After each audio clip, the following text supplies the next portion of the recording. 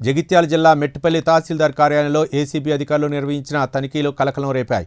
ఆత్మకూరు గ్రామానికి చెందిన గుజకర్ల మల్లేష్ అనే రైతు పట్టాదారు పాస్బుక్ తన వద్ద లంచం అడిగినట్లు ఏసీబీ అధికారులకు ఫిర్యాదు చేశారు.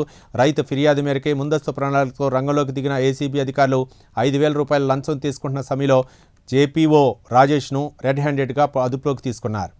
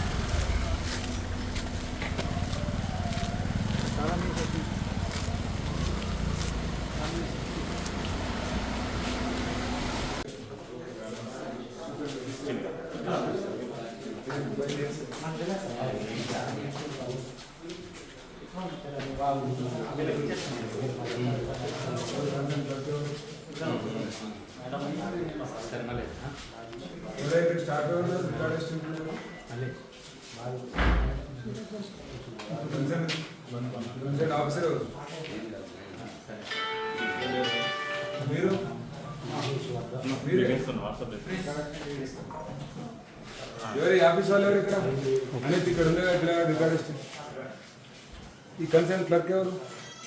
కన్సర్న్ క్లర్క్ ఇది కాదు ఇటువంటి ఫైల్ తీసుకుని సార్